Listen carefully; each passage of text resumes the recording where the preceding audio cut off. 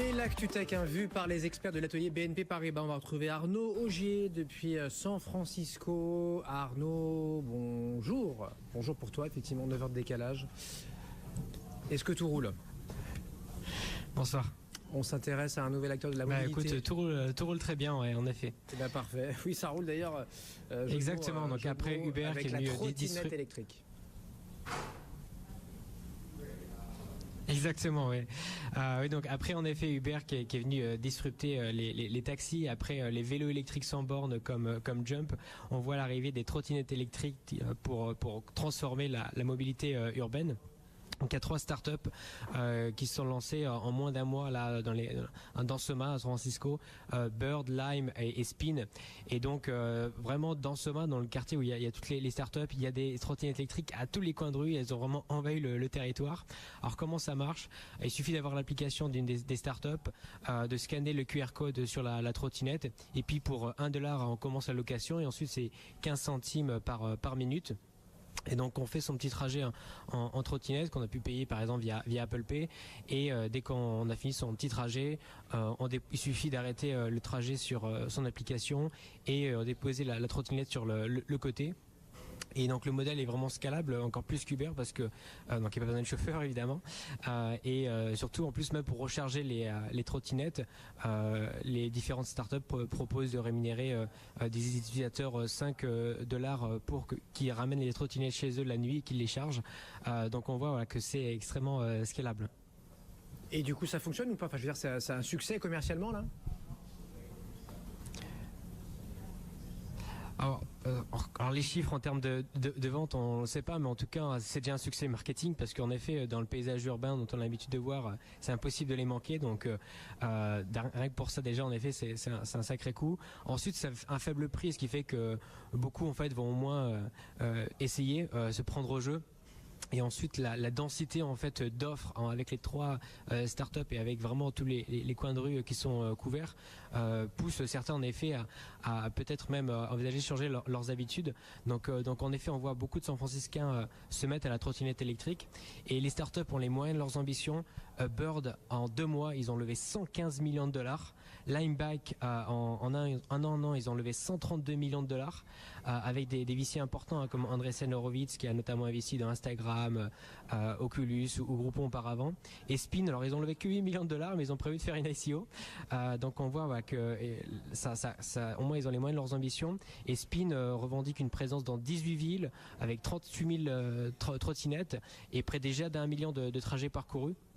Donc on voit déjà si ces 3 acteurs-là, en moins d'un an, ils ont levé $255 millions. Alors quand on pense que BlaBlaCar en 12 ans, notre fleuron de la mobilité innovante en France, a levé $355 millions, on voit que ça peut aller très vite. Ouais. ICO, effectivement, je lève de l'argent via non pas l'émission d'actions, mais de jetons. On est dans l'univers blockchain, crypto, monnaie.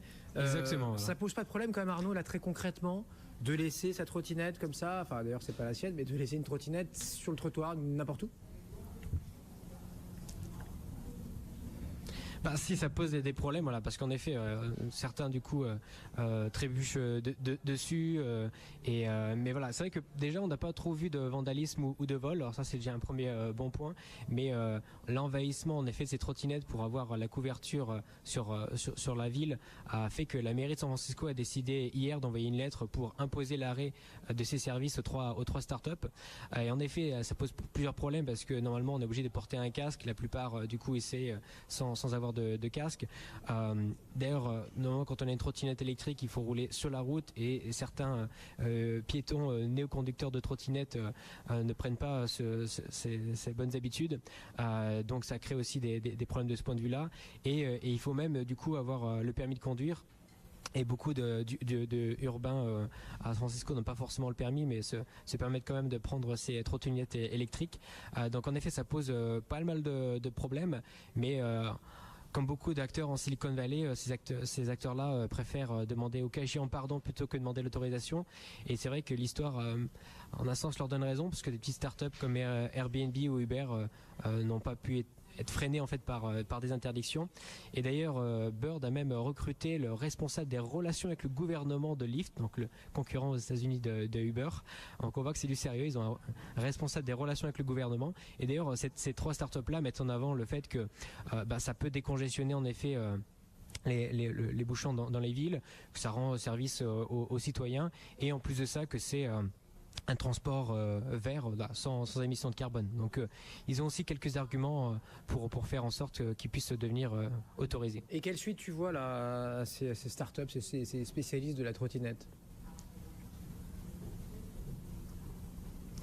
Alors, du coup, alors, je pense que déjà pour qu'ils puissent vraiment devenir autorisés, je pense qu'ils vont sans doute être obligés tous d'imposer, de scanner le permis de conduire. Alors Bird le fait déjà, mais les autres acteurs ne le font pas.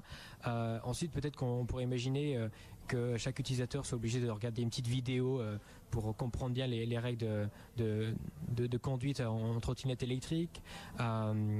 Peut-être aussi du coup de passer un petit quiz un peu comme le code, voilà, pour être un peu plus sûr des bonnes habitudes et pas simplement dire oui c'est bon j'ai compris, je peux utiliser. Et peut-être qu'à terme on verra des espaces dans la ville dédiés pour ces trottinettes électriques, comme on voit des espaces dédiés pour les Uber dans les aéroports. Et pour finir donc ton analyse là sur ce phénomène aux US d'abord et puis mondialement ensuite, hein, évidemment. Du coup, premièrement, voilà, c'est vraiment symptomatique de la course contre le temps en Silicon Valley. En San Francisco, les maîtres mots sont accélération, vitesse d'exécution, optimisation. Et du coup, là, on voit que les trottinettes électriques, alors ça va à 25 km/h quand même, mais ça ne vient du coup remplacer les voitures que dans les bouchons en centre-ville. Mais sinon, c'est vraiment pour concurrencer en fait, la marche à pied. Donc pour gagner quelques minutes sur des micro-déplacements. Donc on voit qu'on va jusqu'à optimiser ces moindres minutes-là. Donc ça c'est vraiment symptomatique de la Silicon Valley, de vouloir tout optimiser. Ensuite, voilà, ce type de projet-là, ils sont possibles aux États-Unis, en Silicon Valley notamment, parce qu'il y a une culture de l'acquisition d'entreprises innovantes en Silicon Valley. Encore une fois, l'exemple récent de Jump, voilà, qui est une start-up qui propose des vélos électriques sans borne qui avait levé 11 millions, a été racheté par Uber pour 200 millions de dollars. Donc voilà, c'est des montants assez conséquents. Et pourquoi Uber a acheté aussi cher? Pour gagner du temps. En fait, c'est pareil aussi, gagner du temps sur la concurrence, et plutôt que de le faire soi-même, peut-être même à moindre prix, mais avec plus de temps. Donc on voit vraiment voilà, que partout ailleurs, on dit que le temps c'est l'argent. En Silicon Valley, on dit il faut de l'argent pour gagner du temps. Arnaud Auger depuis San Francisco, merci beaucoup. On se retrouve très vite à l'atelier BNP Paribas toutes les semaines dans Tech & Co sur BFM Business.